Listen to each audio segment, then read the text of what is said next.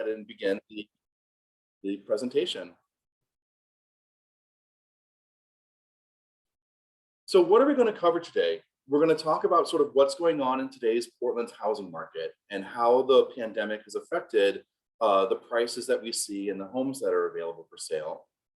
We're going to also talk about becoming homeownership ready. How do you get to a point to where you're actually able to begin, purchasing a home? We're going to focus on savings and talk about why that's such an important part of the home buying process. We're going to elaborate more on about how we can actually help you. For those of you that are first-time home buyers looking to purchase your first home, there's a lot of resources that NAYA can offer, and we're going to talk about those today. And then lastly, we're going to open it up for questions as well. I do want to share that after this presentation, we do have something a bit special planned. We're going to take a short break, and then we have some of our former clients are going to be coming on to actually talk about what their experience was when they were purchasing a home, to give you a good sense of kind of really what's actually going on in the market today. And so that will be actually after today's presentation in the question portion. So, all right, let's go ahead and jump into it. So here's what's going on in the Portland market. So before the pandemic, in January of 2020, the median sales price for a home in Portland was $406,000. You can see here on the slides that a year later, it had increased up to $460,000. And so there might be a question like, wait a second, what happened, right? Wasn't the economy bad? What's going on there? And so what happened was that, the pandemic really slowed a lot of things down. It slowed down construction. It slowed down. Some people decided to not sell their home anymore and stay at home. A lot of people just bunkered down. They wanted to see what the economy would do. And so that created a lot less homes for sale. And so, with basic economics, supply and demand, when there's lower supply and high demand, that's going to increase prices. And so that's what happened in January 2021. You can also see that from the information we have on the slide about inventory. So inventory is a real estate term that realtors use to talk about the number of homes that are for sale in a certain market. So you can see in January 2020, Portland had 2.2 months of inventory. A normal market is actually considered 6 months of inventory. You can see by January 2021, it's now down to 1 month. So there were such few homes for sale that if no new homes would have come on the market, we would have run out of homes for sale in literally 30 days. And as you can see what's happened now, so back if we compare it to now January 2022, we now have a median sales price of $510,000. And so I don't want to share this to discourage you in any way. I just simply want to present the information and let you know exactly what's happening in the market and why it's happening. That said, it is not impossible to purchase a home. In the last calendar year, NAYA was actually able to help 20 families purchase their homes in Portland. So again, it's not impossible, but the pandemic has made it more difficult. One question that we often get is, hey, when is this going to change? Are prices going to be coming down? And as much as I would love to say that they are, I don't see that happening anytime soon. And here is why. Our supply continues to be very, very low comparatively. We're still roughly at about a month of inventory. Construction is still slow due to the pandemic. Plus supplies have been a lot harder to achieve as well because of the supply fluctuations. And yet there's still a lot of demand, right? A lot of people, let's be honest, have been stuck in their apartments for the last couple of years and are definitely looking forward to actually owning a home and having space and all that. So demand is still very high, but supply is still very low. And so that's what's forcing those prices upward. And also Portland continues to grow as a city. People are still moving here. And so I don't see this changing anytime soon.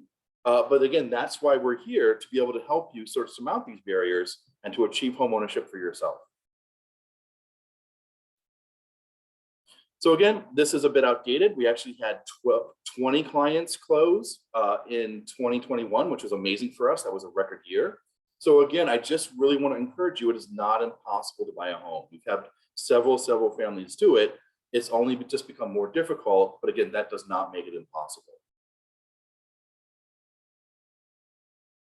So what can we do, right? Besides just complaining about the situation? Well, there's a few things. We can talk to our legislators and elected officials and let them know that homeownership is becoming increasingly out of reach. We need more resources like down payment assistance, like, like affordable housing and things like that. But you can also be working on your own situation too. And but what I mean by that is working to become what we call homeownership ready. So what is that? What is this homeownership readiness that NAYA keeps talking about? What homeownership readiness means is that you're personally and financially ready and able to become a successful homeowner, that you've been able to surmount all the barriers that are in front of you, and then you were able to now successfully be able to pursue a home. And so again, NAYA can help you with that. So for the vast majority of us, right, as much as I wish that we just had $510,000 in our bank accounts, we don't, right? So the vast majority of us are going to have to get what we call a mortgage in order to purchase a home. Now, what is this mortgage? What's this term that we're hearing? What a mortgage is, it's a loan specifically tied to real estate. That's what makes it different than, say, a student loan or a car loan or something like that. The mortgage is directly tied to real estate. That's why it has that term.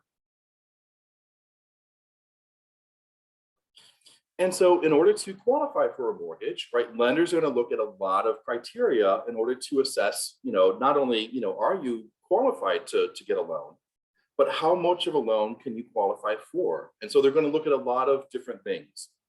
They're going to look at your income. They're going to look at your debt. They're going to look at your employment history. They're going to look at your credit history. And they're also going to look at your savings as well. And the reason that lenders are going to do this is because they want to protect themselves. Lenders actually lose money when it comes to foreclosures. So obviously they don't want to be lending money out to folks that they feel are not going to be able to properly pay them back. And so they're going to do a lot of due diligence and look at your situation very intensively in order to see, are you going to qualify? But what we can do is we can educate you about exactly what they're looking for. So that way, when you start working with lenders, you're prepared to understand exactly what those barriers are going to be, what they're looking for, and also why they're looking for those things as well.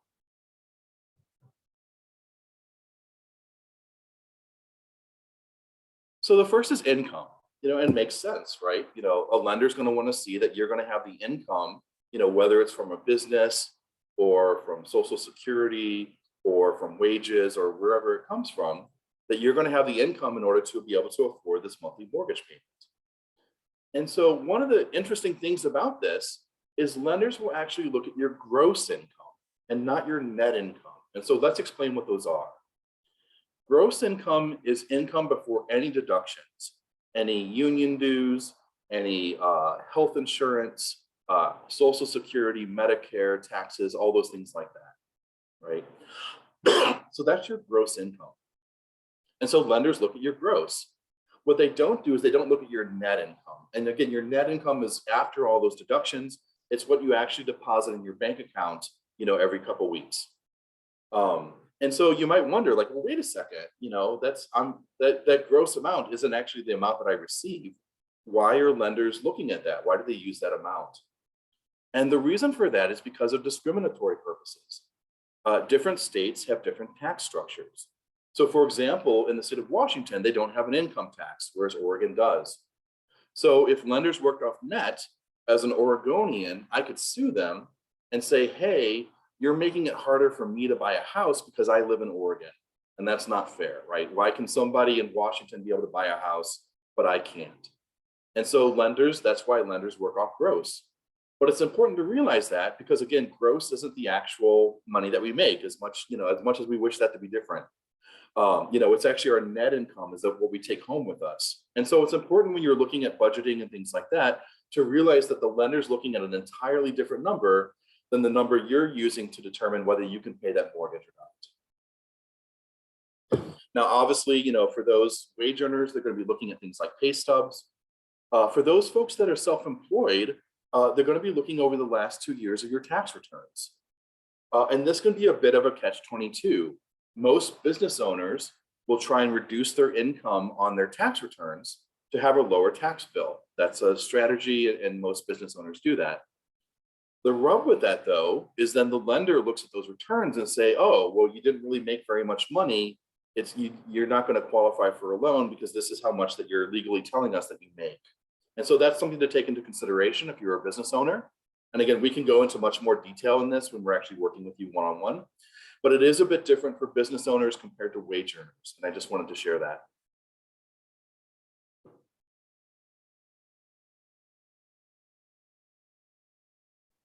Lenders are also going to look at your debt as well. They want to see what are those things that are preventing you from being able to pay your mortgage payment. You know, the way that a lender looks at it is that if you were to pay your student loans and your car loan and your credit cards first, is there even enough money left over to be able to pay a mortgage? And so they're going to look at your debts very intensely. They're going to pull credit, and that's where they're going to get that information from. Now, debts are different than what we call expenses. Both those terms sound very familiar, but debts are going to be things that you are legally liable for. So those are going to be things like student loans, car loans, credit cards, pretty much anything that you've signed a contract for. Basically anything that would show up on a credit report. What lenders don't look at is they don't look at your expenses. Like they don't look at your utilities or your rent or your groceries or medications or anything like that. They just look at your debt. They look at what you're legally liable for. So again, you know, a difference than how you might normally think of, like if you're looking at a budget to see how much you have left at the end of the month, lenders aren't looking at that budget. They're looking at your actual credit report and they're calculating it based on your debts. Lenders will use the minimum amount due. And the reason for that is because, you know, if you had a very bad month, you could legally get away with just paying that minimum amount. You know, maybe that's not the best strategy, but it's something that you could legally do and not be in trouble.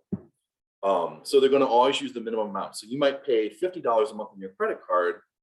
The minimum might be 20. And so the lender is going to use that $20 amount because that's what you're legally liable for.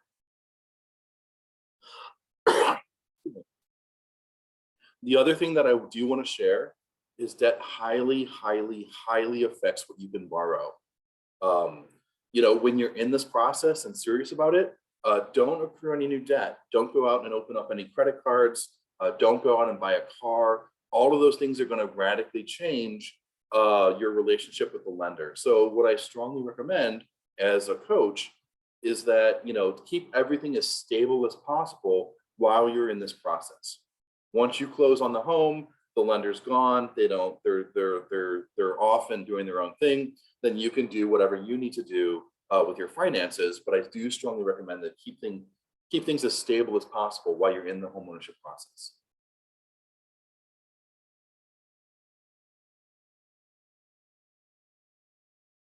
Okay. Lenders are also going to look at your employment history. They want to see some stability there. They want to see that you have a history of receiving income. And that tells them that, hey, if you've been able to receive income for these couple years, it's a pretty good idea that you're going to receive income in the future. Now, that doesn't mean that you can't have quit your job in the last 2 years. It doesn't mean that you couldn't take a break or anything like that. Again, they just want to see some stability. If there are gaps in your employment history, typically in my experience, as long as those are explainable, it's fine. You know, hey, I quit my job, I took a month off, and then it took me about another month to find a job. Hey, that's totally understandable, right? Lots of people in our country do things like that. You know, what really will confuse them is if you just see lots of changes. If you were a firefighter and then you were an airline pilot and now you're a police officer, they're going to go, whoa, wait a second, what is going on? And you might need to explain that. So again, they're going to look at the last 2 years of your employment history. If there's any gaps or any shifts, you just may need to write a letter sort of explaining just what happened.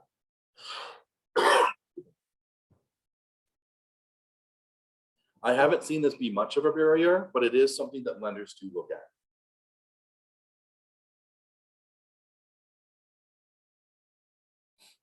Okay.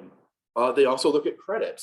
Totally understandable, right? They want to see, have you been able to pay off previous creditors, right? Because that's going to tell them if you've been able to pay off your previous creditors, there's a pretty good chance that you're going to be able to pay off them as well. Credit is defined as money that you borrow and plan to repay. And so, you know, honoring those commitments, that's really what builds credit. You know, the length of time that you've had credit, on-time payments, your inquiries. There's a lot of things that go into your credit score, but the major factor is making those payments on time. That's the major part of what your score consists of. And so again, honoring those commitments allows you to build good credit. And credit is becoming something that's more and more sort of involved in our society. It's not just about mortgages anymore. Utility companies are pulling credit, insurance companies are pulling credit, landlords are pulling credit, more even employers are starting to pull credit in some circumstances. So credit is something that's important, not just from a homeownership point of view, but it's becoming more and more important in just our normal daily lives. And so it's, you know, there's some unfortunateness to that. However, that's just the reality of the situation that we live in today. That said, let's talk more about credit so that way you have a better understanding and can help you prepare yourselves for, you know, all these, you know, future needs.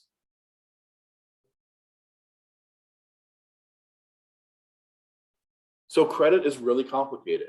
You know, sometimes as coaches we'll get questions, hey, if I open up a credit card, what's it going to do to my score?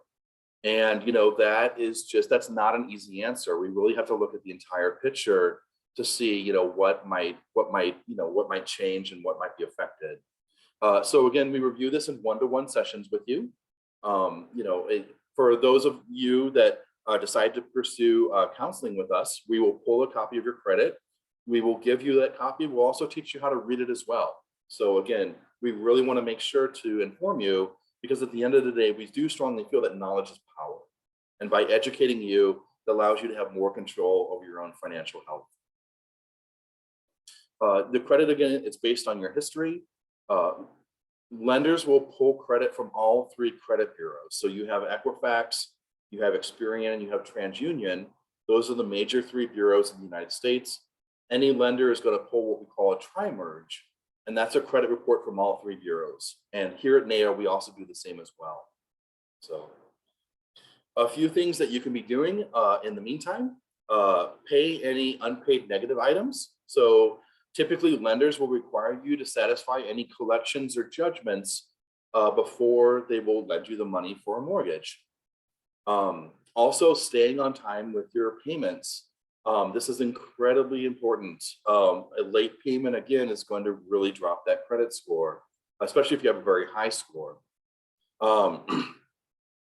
Also, too, some lenders do have guidelines on their loans that actually say that you cannot have any late payments in the last 6 months or a year, depending on the loan type. Now, that's definitely not every loan, but there are a few loans out there that actually don't just look at the score, but they also look at your payment history. So as far as credit goes, the thing that I can stress the absolute most is just, you know, continue to make those payments on time, if at all possible.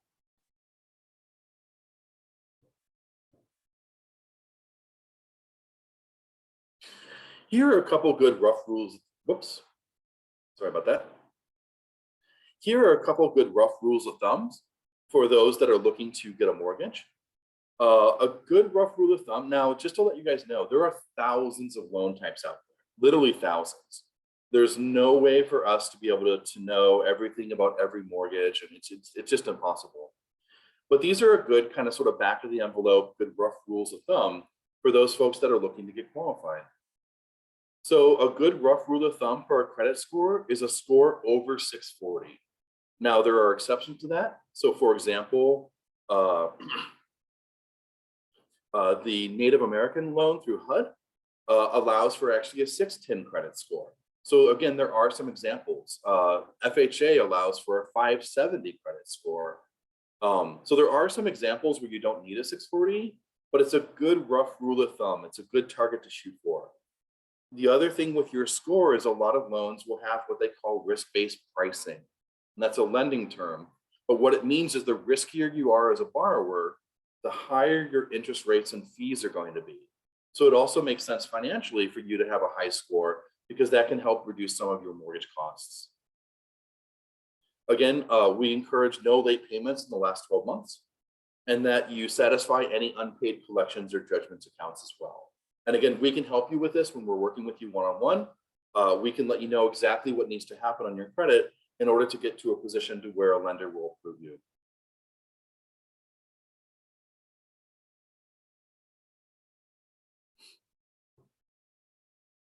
Okay, cool. Some basic tips. Again, pay your bills on time every month. I can't begin to stress that enough. For those folks that aren't coming through our program but are still interested in learning more about your credit, I've put the link on this presentation. It's www.annualcreditreport.com. Now, this is a website run by the FTC. It's a governmental website. There's a law out there that says that you are given the right for a free credit report from each bureau once per year. And so you can go to this website and request those credit reports. Now, it won't give you the score, but it will give you all the information, all the trade lines, all your debts, all your lenders, all your loan amounts, all those things. So that's a great way to look at your credit and get a sense of, what you owe, make sure that there's nothing that's not yours, et cetera. So those folks that aren't working with us and want to see their credit, this is how I recommend that folks do it. It's always a good idea to review your credit report with a certified counselor. That way we can make sure that you're getting the correct information. If there is wrong information on your report, we can show you how to go about disputing that and getting that fixed. Preparing a realistic spending plan is always a great idea. We're going to elaborate a lot more on that in just a bit. And then also only open and close accounts only as needed. So opening and closing accounts can actually affect your score. And so typically what we have our clients do is reach out to us, chat with us. Hey, Kevin, should I close this credit card? What do you think about this? And that way I can give you my professional opinion to let you know, exactly, how that's going to affect you and what's going to happen there. So, again, keep everything as stable as possible. I can't stress that enough. And if you do have questions, you can always reach out to us. We're always happy to give you our help and advice and answer those questions for you about credit. And then savings. Lenders are also going to be looking at your savings as well to look into your assets. And so here's why savings are so important in purchasing a home. And I would say from my experience, and I've been doing this work for 18 years now, the biggest barrier that I see to home ownership in the Portland area is actually not credit, it's savings. Unfortunately, home ownership is just very expensive, even outside of the house price. And here's why that is.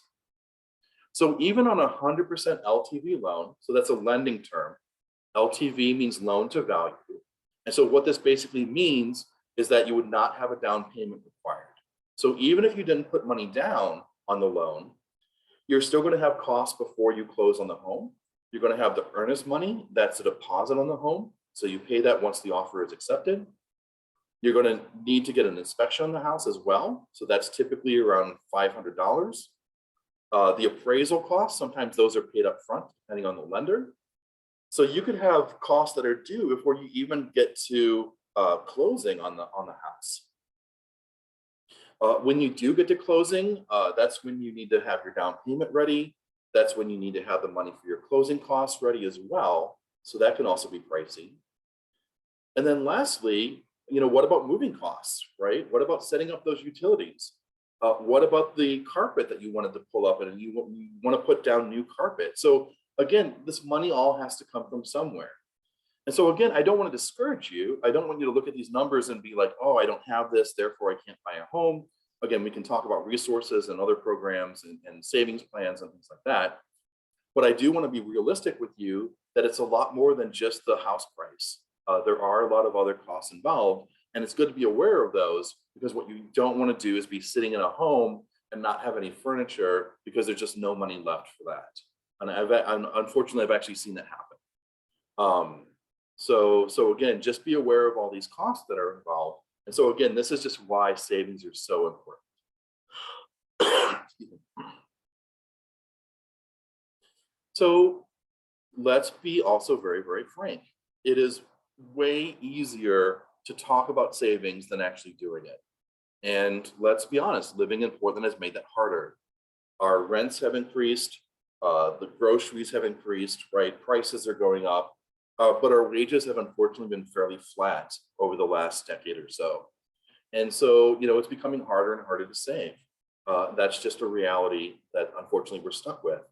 But that said, again, it's not impossible. I mean, even if you're only saving $5 a month, that's still better than no dollars, right? That's still amazing that you're able to accomplish that. And so here's how I recommend that folks go about looking at being able to begin that savings. And I recommend that they put together what we call a spending plan. That spending plan, excuse me, is going to allow for you to be able to have a better sense of where your money's going and be able to build that savings. And here's how. Let's elaborate on that. So the first thing that we recommend you do is track your expenses. We recommend that you track them for at least a 30-day period. That way you capture those like once a month payments like your rent, utilities, your cell phone bill, car insurance, things like that. So you want to do it for at least a month. There's lots of different ways that you can do it. You can, excuse me, you can, use mint.com or any of the online applications. A lot of banks and credit unions now have their own apps as well that you can use to track your spending. You can use Excel spreadsheets. I've seen people use backs of envelopes. Whatever works best for you is fine. But you just want to track that spending. Each day, what did you spend your money on? Where did it go? And you want to do that for at least a month. Then once you've tracked that spending, then you want to analyze it. Are you happy with where your money's going? Are you surprised with where your money's going? Does your tracking your expenses leave you with a surplus at the end of the month or with a deficit? So again, this is going to help educate you and inform you about, what your options are and where your money is going and what's available to you. And so once you know that, and again, coming back to that sort of knowledge is power, then you're able to take action. And it doesn't just mean cutting expenses. That's what most people think of first when they're trying to build savings. How do I cut, and how much more can I save? But there's other things you can do too. What about increasing income? Maybe getting an extra roommate. Maybe that's going to decrease your rent. That'll free up some more money. That'll help you be able to build some savings, right? So there's lots of things you can do. Yes, you can look at cutting expenses, but you could also look at increasing your income too, right? There's lots of different ways to affect your financial health. And then based on that, then you want to start saving. How much do you have left over realistically? How much of that realistically then you can put into a savings account? And even if it's $5, that's still a success. That's $5 more than you had last month, right? Definitely celebrate your successes. Even if you feel that they're baby steps, it's still, every journey begins with a single step, right? So, we've got to get started somewhere. But again, building those savings is going to be so beneficial for you. Not only is it going to help you with your home ownership, but it's also going to help you with your stability as well, right? If let's say that you become a homeowner and something happens, like, you don't have a landlord that you can call anymore, you're going to have to fix it yourself, right? So you're going to, if your water heater goes out, you need to make sure that you have the savings available in order to fix that, or you're going to have, a lot of cold showers ahead of you, unfortunately. So again, that savings is just incredibly important. I cannot stress that enough.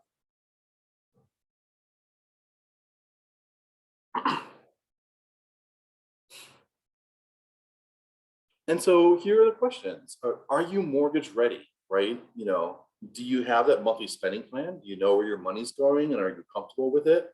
And are you, working to build that savings? Piggybacking off of that, do you have the money saved for your down payment, closing costs, and moving expenses? Do you have income coming in and a stable employment history? Is your debt manageable? Do you have decent credit? Right? And even if you don't, like if you look at this list and you're like, oh, that no, that's okay. There's nothing wrong with that. Again, that's why we're here. We're here to help people surmount these barriers and become successful homeowners. So don't look at this list and be like, oh, I can't do it. This is just way too high of a hill for me to climb. It's not, right? Treat each one of these barriers as treat each one of these barriers one at a time. And then again, here at NAYA, we will help you. We will help you with it. So here's how we help you do that.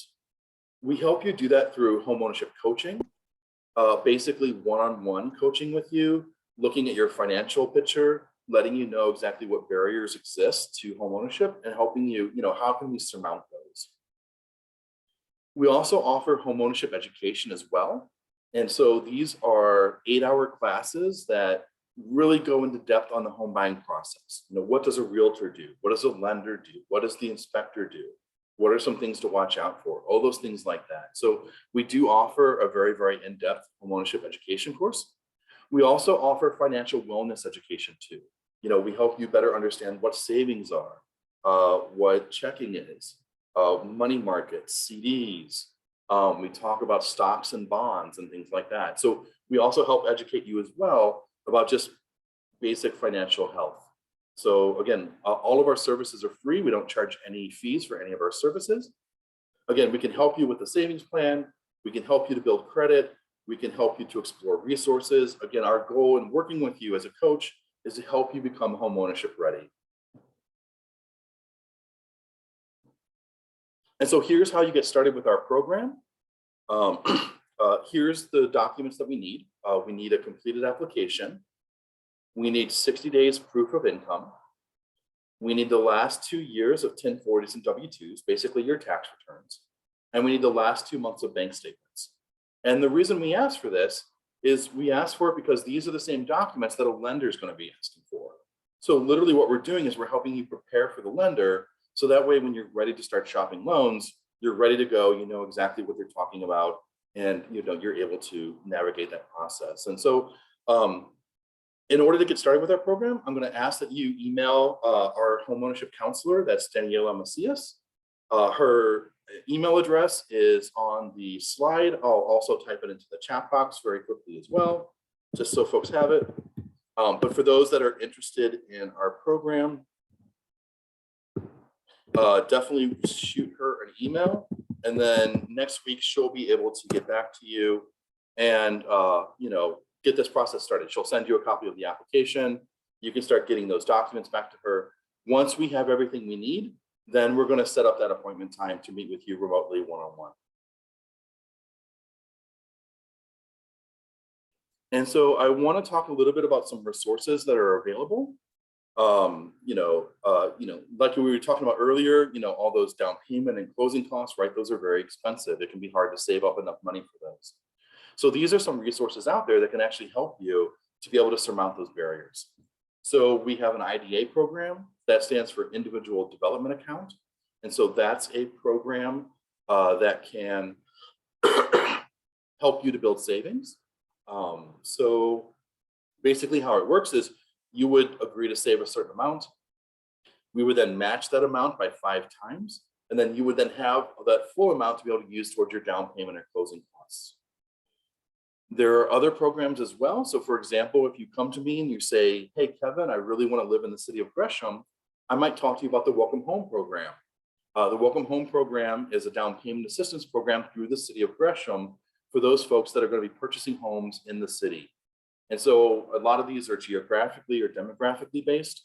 And so, you know, based on your situation, we'll be educating you about any programs that might be a good fit for you. There's the Section 184 program. That's a Native American loan. One of the benefits of that is that it has a very low down payment. It only requires 2.25%, which is very low compared to other types of loans. A lot of tribes out there will also have down payment assistance programs. So if you're tribally affiliated, I do strongly encourage you to,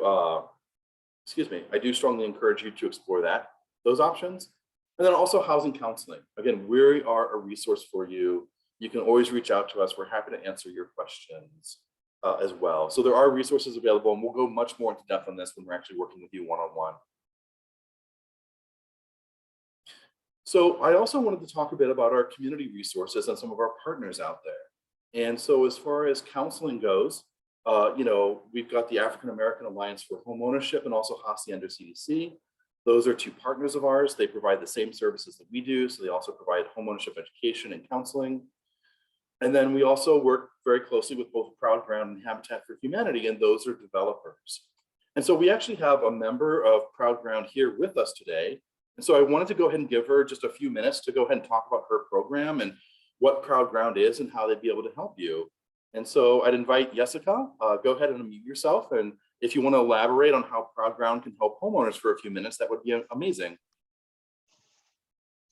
Great. Well, thank you, Kevin, and thank you everyone for having me. My name is Jessica Arevalo, and I work for Pride Ground.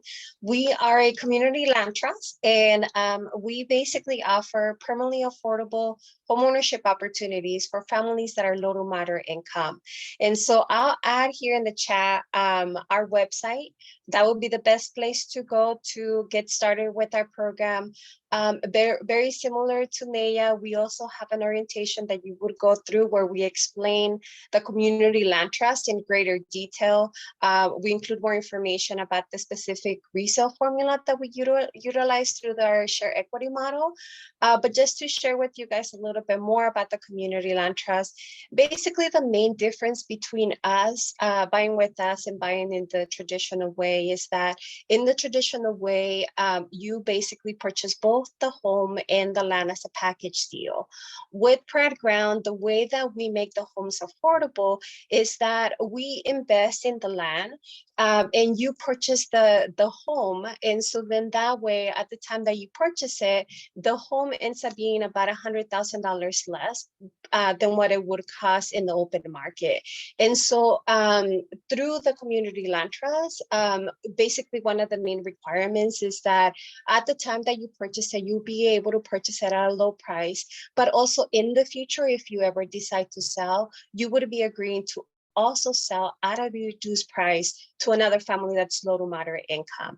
And so, as I mentioned, typically our homes tend to be about $100,000 less than what they would be in the open market. And so if you guys are interested in learning more, I would definitely invite you guys to come and participate. We're gonna have an information session this month. It's gonna be on the 20th of this month. And so I'll include the information about our program here in the chat and our contact information as well in case you guys have any other questions. Okay. All right. Well, thanks everyone. I really appreciate it. What we're going to go ahead and do now is we're going to go ahead and go through the list of questions that folks have been typing into the chat box, and I will answer each one of those one-on-one. So please keep yourself muted. I will go through each question. After we're done with the questions, then I'll be able to go ahead and call on folks. After that, we're going to take a short break, and then we're going to have our panel as well. So go ahead, let's go ahead and get started with those questions. So just a second.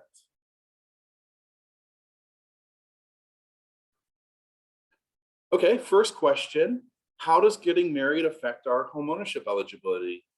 Great question. So, most lenders are going to look at that as a household. So, if you are marrying someone, that doesn't mean that you both have to be on the loan.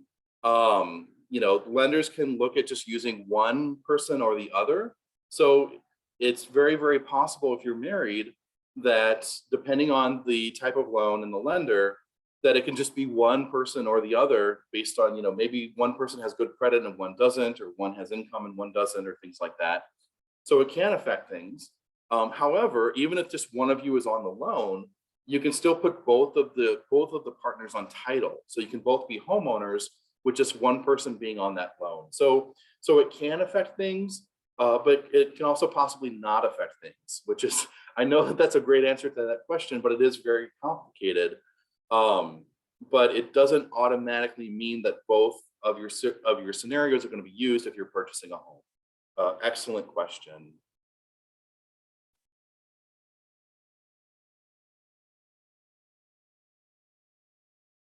Okay. Hey, Stephen, let me go ahead. I'm going to go ahead and put my email address into the chat box. Go ahead and email me, and I can get back to you actually later on today.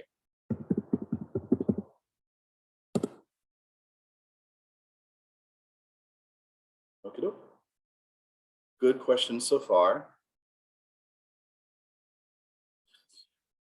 Great question. Does the Native American, so the HUD 184, does that include Native Hawaiians? And so the criteria is that you need to be enrolled with a federally recognized tribe. That's how the federal government will define Native American. So if you are a Native Hawaiian that's enrolled with a federally recognized tribe, then yes, you can use the HUD 184. Unfortunately, if you're not with a federally recognized tribe, then unfortunately they're not going to allow that loan product to be used. So excellent question.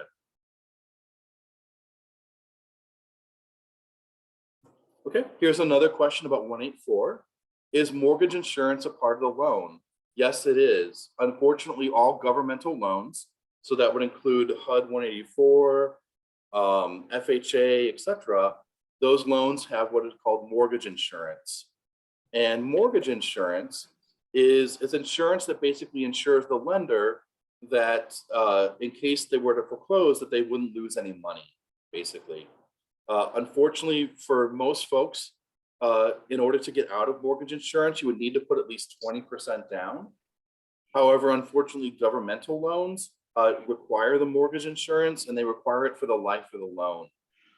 So unfortunately, that's just part of it being a governmental loan. But yes, there is mortgage insurance.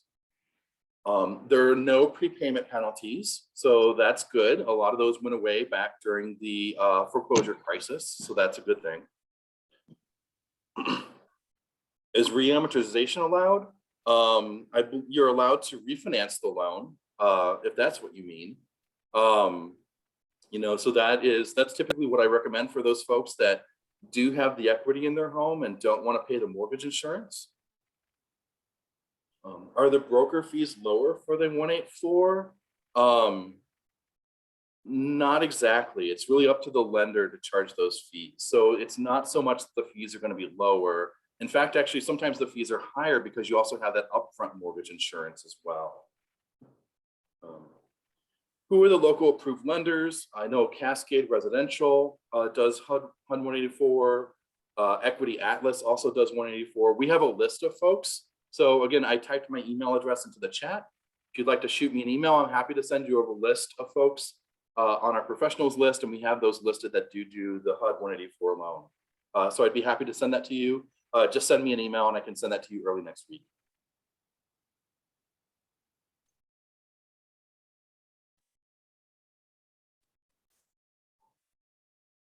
Okay. Just a heads up, if you unmute to ask your questions, you're going to be included in the recording. So just a FYI, if you don't want that, go ahead and type them into the chat. I have a few questions, Kevin. The first one is about the proud.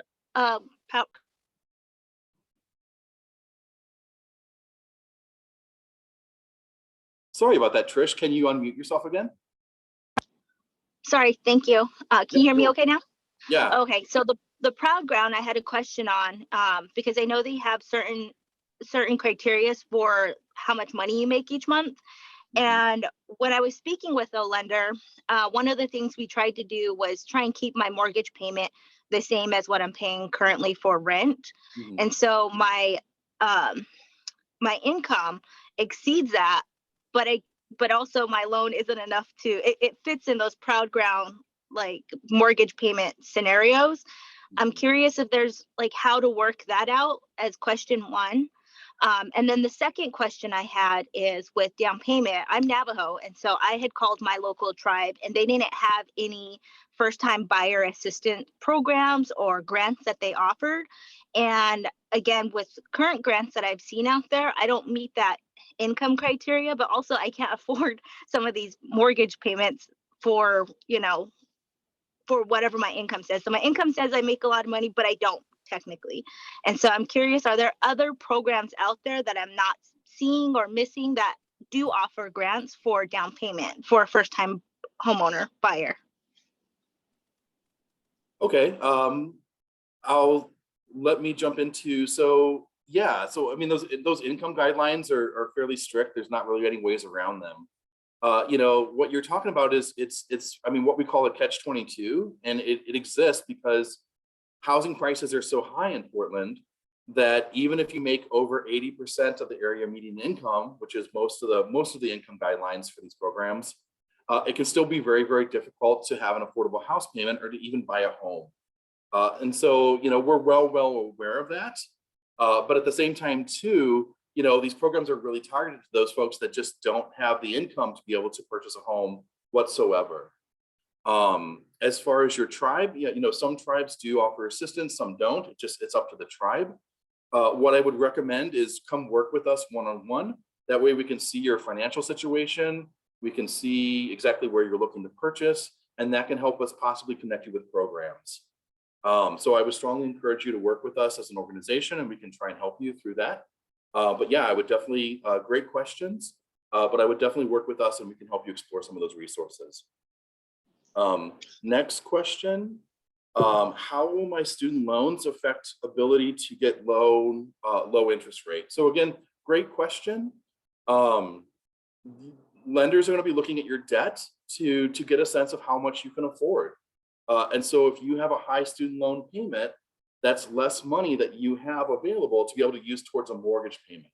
So it means that they're going to loan you less money. Now, maybe it's still enough to buy a home. I don't know your situation, but it can be a barrier. But yes, your lender is going to look at those student loans to assess how much that you're able to borrow, because you're still going to have that payment due.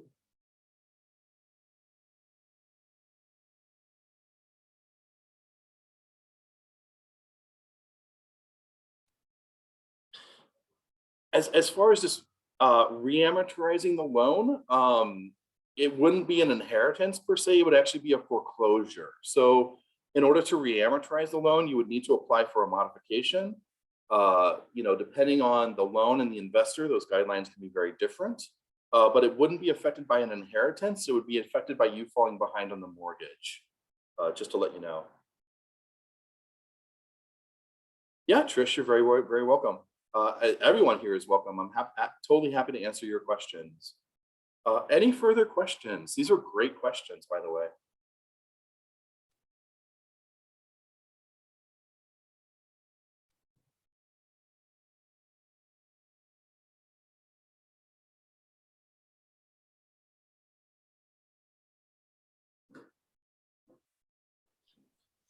I've got one more about grants. Sure, Tris, go ahead. And then there was one in chat, and we'll answer both those questions, and then we'll get started with the panel. How about that? But go ahead. Sounds good. The class was recommended to me by a couple of colleagues who have worked with NAYA and have successfully bought a home in the past. And one of the things that I was told, and I don't know if it's still something NAYA does, is they do help with down payment assistance. Is that something that your program still offers? So last year we did have a program through OHCS where we were able to directly offer assistance. That unfortunately ended in December. We do have relationships with local governments to where we can tap into their assistance. So again, I just really strongly encourage you, come work with us. Because what we'll do is we'll look at your situation and where you're looking to purchase, and then we'll connect you with those programs. But yes, we used to be able to offer assistance last year, but unfortunately that program has ended. I would love for it to get started up again, but it probably won't until next fall. But I can't, I obviously can't make any promises. But great question. And then another question in the chat.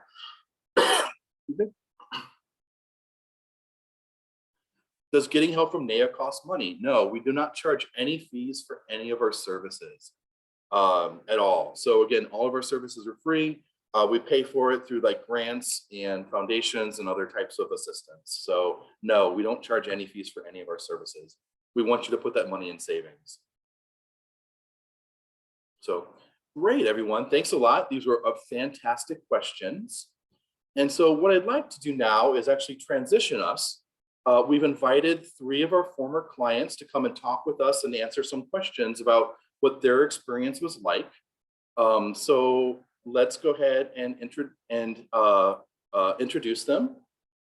We have Jennifer, China, and Raven. And thank you so much for coming and agreeing to come talk to our future clients. Let's go ahead and unmute you. And then we will go ahead and start asking some questions, and kind of that way give you an opportunity to share kind of what your experience was like. And so that way we can, help others to be able to understand. So again, thank you so much for coming. We really appreciate it. And thank you so much for giving up your time today. In the interest of time, let's go ahead and jump into the questions real quick. And so just 1 second.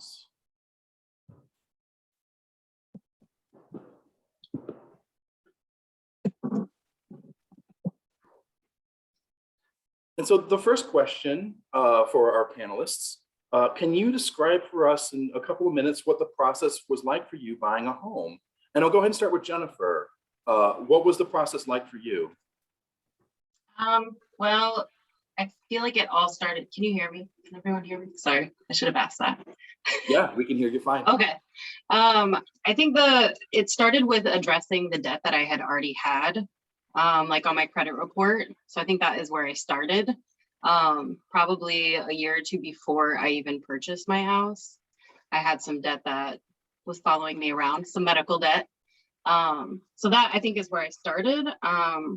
And then I reached out and got support through from you all. And that kind of started my journey. I also bought my house through Proud Ground. So then I also worked with them doing my application. Oh, hi, Trish. Perfect. Thanks so much, Jennifer. Yeah. Raven, what was your experience like? I can everyone hear me okay? Yep, we can hear you just fine. All right. I feel a lot like Jennifer, and I had student loan debt, and then I also didn't even exist. So outside of that, I did not have credit cards or anything like that. That made me an actual human being out in the world where lenders would want to even look at me. And so it was interesting to come into the class and walk in and think, okay, I'm going to sit in NAYA's class for however many weeks it is. And then by the time I'm done, I'm going to get a certificate and be ready to go buy a house. And that's not how it actually was, because, it takes a lot of time to get yourself situated as a person who these organizations will then eventually invest in you, right? And lend you the money to go ahead and buy a home. So I encourage everybody, just like Kevin kept saying, just come in and let them help you, because whether or not you feel like you're ready or not, you could be doing something that will get you one step closer. And so I think, my situation took about 7 years for me to sort out everything that I had to before I finally got all the way around to buy a home. And so that's like the worst case scenario, right? Like the longest, I think, that it took. But I did it at my own pace. And then ultimately, I'm now in my house and have been here for a year and am very secure and feel really safe. So, it works. Be patient. And congrats, Raven. What about you, China? What was your process like? Yeah, kind of similar to Raven. I think for us, we took a lot of time. We knew we wanted to buy for a really long time, and it was just kind of a long process as well. Not as much getting out of debt, but building a savings and income. Sorry, I've got a little helper with me today. So yeah, I think that was something that we knew that we wanted to buy for a really long time, but we didn't. It took us several years just to be able to get into that situation where we felt like we had enough saved and that we were in a good situation. But I also think like we maybe waited a little bit too long because we were very happy in our apartment. But then we had a child, and it created some urgency about finding a house because we were running out of space. So I think you can also wait too long, kind of both sides, I guess. So, but we bought a condo this last August. Awesome. Very cool. Sounds like the little one is getting a chance to enjoy it. Yeah, it's pretty wild. Very cool. Well, awesome. All right, next question. What was one thing that surprised you the most during the process? And I'll go ahead and start with you, Raven. What was the one thing that surprised you the most?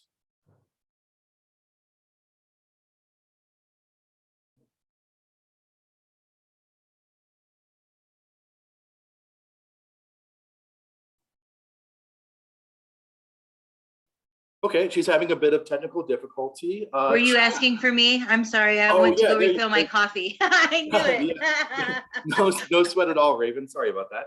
No, didn't want to put you on the spot, but What was one thing that surprised you the most during the process?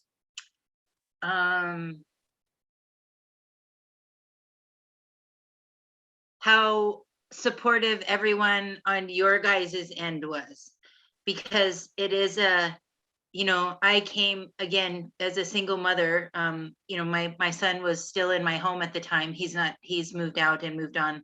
But doing this, you know, starting so long ago and having to overcome all those obstacles and having complete strangers be so supportive, because it is a stressful scenario just to have to look at your potential financial mess that you might have created, not realizing, you know, because like I can remember them looking at me and sort of laughing when I said I didn't have a credit card.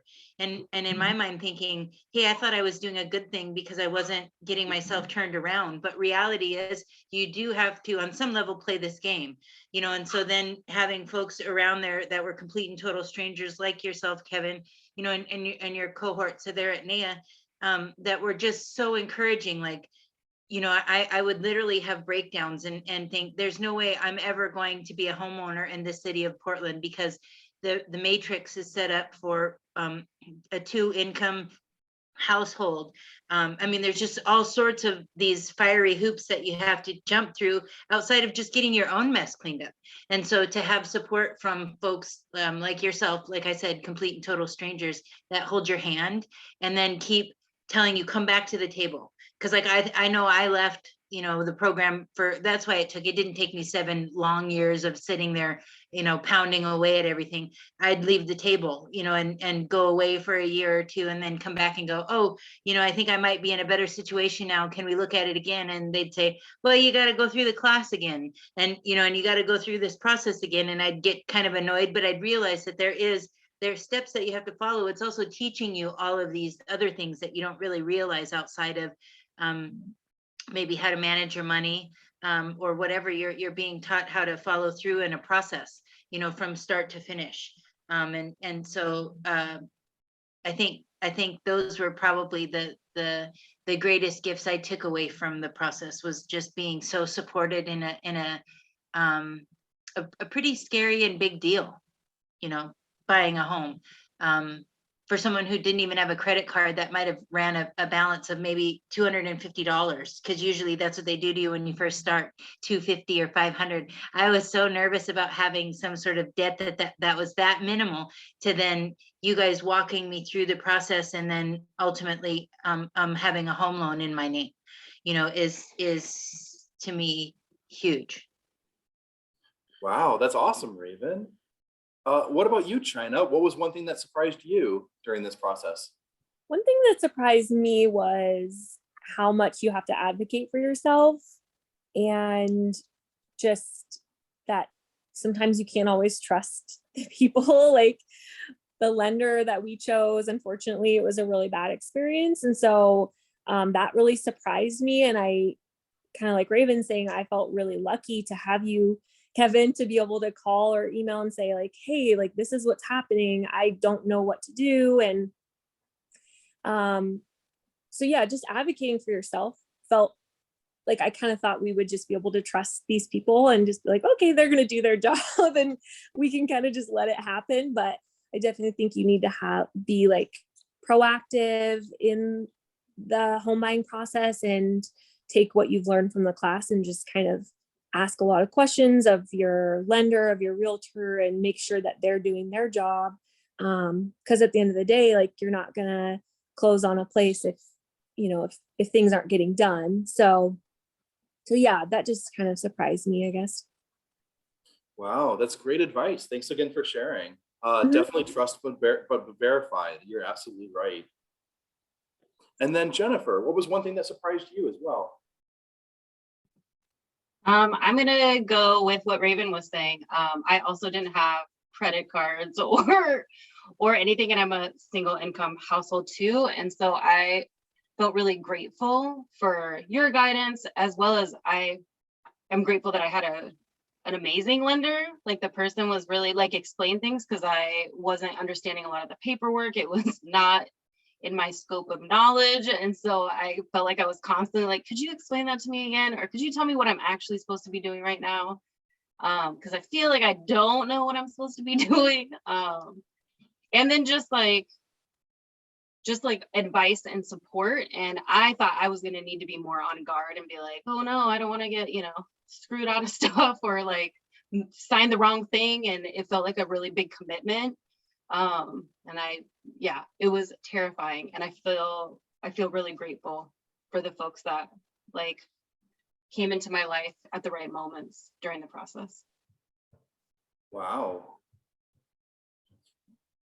All right, panelists. We talked earlier today in the presentation about just how tough the Portland housing market can be. What was your experience like looking for homes?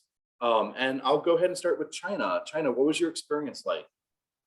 It was a frustrating experience for sure. I mean, like I said, we probably we waited a little too long, I think, and we bought last summer, which was a really peak time, I feel like, and I'm not really sure how it's been since then, but it was a really hard process because we would look at places, for a quick, half hour, and then you're kind of expected to make this big decision and put in an offer right away. For us, I think we put in 8 offers, and a good chunk of them were we got outbid by all cash offers. We also got outbid by, sometimes $20,000, $30,000, $50,000 over asking. So what I would recommend, with this crazy market is what we had to do is just reevaluate and say, we're looking at the top of our budget. And that's not a smart thing to do because we're getting outbid. And so we reevaluated and we said, okay, what is comfortably within our, budget? And that's when we started looking at condos, and we found something that was within, very well within our budget. And that way we didn't have to feel pressure to put more than we could afford. So I think just, definitely being careful not to fall in love with places that, probably are going to get more bids, many more bids. So, yeah. Wow. So it sounds like in your situation, patience really paid off. Yeah, I think so. I mean, we were lucky to have month-to-month rent at our place. And so we, other than just running out of space for our son in our 1-bedroom apartment, we did have time. So yeah, time, patience, and then, like I said, just trying to make sure that you're looking well within your budget. Very cool. Jennifer, what was your experience with navigating the Portland housing market? I feel like mine was a little different because I went through Proud Ground, and I was on their wait list for a while, for not super long, but then I knew someone who was selling their house through Proud Ground because they had bought their house through Proud Ground. And so after meeting the family and they showed me the house, it was in the location I was hoping for. It was the size, which I was looking for a very small house because I don't want to clean a big house. So I was looking for a small house, and it had a decent sized yard. Like, it's been pretty amazing. And so they chose to do a preference sale. So they put me down as, like, you can do a preference sale through Proud Ground, the owner of the house. And so I was able to buy the house. Does that make sense? Yeah, that's fabulous. And then Raven, what was your experience like? Mine was a lot like China's, in that, and it was over, it's been about 1.5 years now, I guess, that I've been here. But I felt like I was looking for about 6 months prior to that, or no, it was probably even longer than that, because I ended up having to get an extension. So it was, I feel like, right at the boom of folks coming in and cash buying houses in Portland. And there were so many instances where the homes that I was trying for were being snapped up at $20,000 to $40,000 over the asking price right off the bat. And there were, sometimes my realtor would come back and say that our offer was one of 12. you know, or one of 18. And it was so disheartening because at that point I just start looking again. I would just be like, well, you know, I'm not going to, you know, get my heart set. And so then it was managing my own expectation, but realizing that Portland is a city where folks do want to come. You know, this is pre-pandemic. It's hard to believe that now with the way that it's, the landscape of the city has changed with all this stuff that's gone on. But, you know, at the time that I was looking to buy, there were folks that were wanting, you know, they're wanting to be here, realizing that this city does have value. And so I had to really temper my, I mean, China was speaking my story pretty close to the facts. And I also had to, at first, you know, I was thinking, oh, I want this or I need that. And then in reality, you know, after being outbid and having so many of those experiences where I'm coming to the table and most likely they're not even looking at my offer because there are so many others. I just started thinking, okay, what can I live with and what can't I live with? And I don't want to be, you know, house rich and income poor because I'm trying to, you know, have something that I think I need or have chase some dream that really actually isn't mine. It was a dream that I was fed by, you know, society or some other thing about what your house is supposed to be, what your home should be. And so I really like what both of the other ladies said, you know, that they both came to a realization of what they wanted and really going for what they want. Because at the end of the day, you know, I could always say that I want this or I want that, but I have a roof over my head and I can afford my mortgage. And so there's no fear for me that I'm going to have to leave here or something's going to happen. And so what I take away from all of that, all the time that I had to spend, you know, getting myself established and getting credit and working with, I mean, I called Kevin, I don't know how many times. There were times where I'd hang up the phone with him and then feel bad and think, I bet you that guy will block my next call, or he's just going to let it go to voicemail and let me simmer, you know, and then call me later, you know. But no, after all of that, you know, yeah, I mean, it's worth everything that you can go through, you know, to try to get to what you need to at the end. Thanks, Raven. You brought up some really, really great points. Thanks for sharing. Our next question for our panelists is, so earlier today, we were talking about the inspection process. China, how was the inspection on your condo? How did that go? Well, our condo is only 15 years old. So, you know, there wasn't a lot of nothing like structural or anything like that. But there were little things that I really wanted to ask for. You know, we were here when the inspector was here and I really wanted to ask for more, and our realtor was here as well. And the realtor was just like, it's just not the market for that. Like you're asking for all these little things that are just not, you know, they're not gonna fly essentially. So we only asked for one thing, and that was that one of the toilets was not working. And so we, you know, asked for that. And other than that, if anything was quote unquote working, even though it wasn't, you know, there was things that needed to, you know, be repaired. Our realtor advised us just to not, you know, not to ask for them because of how things are right now in this market. So that was just something to also think about, you know, like you're going to pay for those repairs out of your own pocket. So again, with staying, you know, and again, it could be little things, you know, I'm not talking about structural things, but it's just something to think about when you are talking about your budget, because, you know, when you move in, you're going to want to make those repairs. So that if that's coming out of your own pocket, that's something to think about. Yeah, no, that you bring up a really, really great point as well. And you're right. Unfortunately, it is very, very much a seller's market right now, as much as I wish that were different. What about you, Raven? How did your inspection go? My inspection went really well. I think it was my realtor who knew the folks, and I think they were probably someone that was a approved inspector or someone that was approved through NAYA, some you know, someone that you guys ended up working with. But no, I felt really grateful about it. And and the peace of mind that it gave me ahead of time, you know, that way, when it did come time to start talking and having that negotiation process, when I did decide, okay, I'm going to pull the trigger here, you know, these are the asks, like China said, you know, well, what do you want? You know, what do you need done?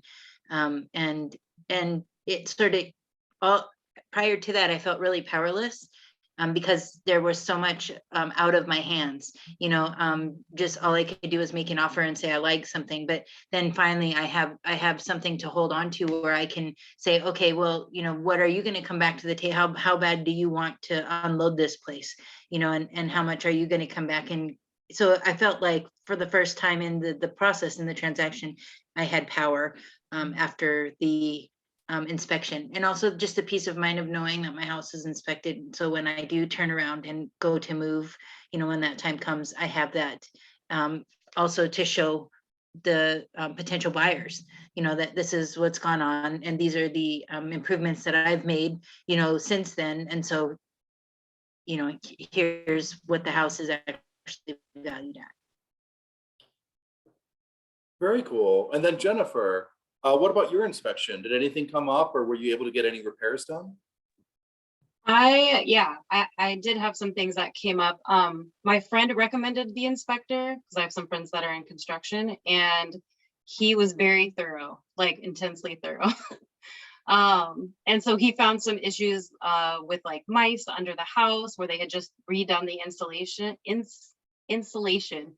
And so then they had to come back and redo it all because he crawled under and was like in the mud. It was great. He was really great. But I feel like because of Proud Ground and they have their own set of rules around the standing of the house, like how it's going, like the repairs and things like that, it was a little bit easier. And having a good relationship with the people who were owning the home at the time, we were able to like come to an agreement about the electrical panel, you know, and things like that. And then me telling them, like, you don't have to paint. I'm going to paint anyway, so don't waste your money, you know, getting it all set up. So I feel like everybody was really transparent. And I really liked the inspector because he was so thorough that it gave me kind of a checklist to use as time goes on of like, okay, so these are the big things that I can replace now. And now I'm going to slowly, like, this little screen's hanging down. I need to climb up on a ladder and staple gun it back up, you know, like just the little things. So I really appreciated my inspector. Very cool, I'm Jennifer. sorry to jump back in, but I did have about, I think I had about a list of 7 things, and I was able to get 5 things fixed off the 7. So it was really helpful to have that inspection. Yeah, very cool. This is a question specific for China, actually. You know, one of the things with owning a condo is you have to deal with a homeowners association. Can you talk about what that's been like, what that relationship has been like with you? Yeah, it's been a little bit of a challenge. I mean, I just would recommend to anybody who I'm trying to get involved in ours as much as possible, to have say in. Sometimes you can sit on a board, but our board only meets like very infrequently, only twice a year. So, you know, big decisions get made, and if you want to be involved in those decisions, like you need to be there, you know, at the meetings. And I think something that's been a little bit of a challenge is that there are some repairs, some exterior repairs. And so just talking with the HOA manager to say, okay, what of this is yours and what of this is ours, and like looking at the handbook, which is very large, that goes over very, like, I mean, it's hundreds of pages, you know, so it's a little bit overwhelming to kind of understand like what is our responsibility to fix and what is theirs, and also just, you know, getting them to come and do those repairs too. So yeah, I think that it's just a matter of communication. Oh, sorry. Communication with the HOA manager, because that person is not a resident. That person is a hired person that is managing the money, and And so, yeah, they don't have as much invested, right? They don't have as much care because they don't live here. So, so yeah, that's just been, just building a relationship with that person, has been a little bit of a challenge. Yeah, it definitely sounds like it. Well, thanks so much to all of our panelists. Super appreciate it. One thing just before our last question is for those of you who are attending, we have a survey. I believe the information is in the chat box. Please complete that for us. Let us know how we did. What can we do better? What did you really like? What did you take away from this process? We really want to hear what you think. Also, as well, for those who are attending, we have a raffle as well. So we're going to be also raffling off prizes. So again, thank you so much for attending. And so we'll go ahead and come to a close with our last question for our panelists. And again, thank you so much to our panelists. Thank you for giving up some time on a weekend Saturday to spend some time with some future homeowners. And so our last question is going to be, what's one piece of advice that you'd like to share with those who have not purchased their homes yet? And I'll go ahead and start with Raven.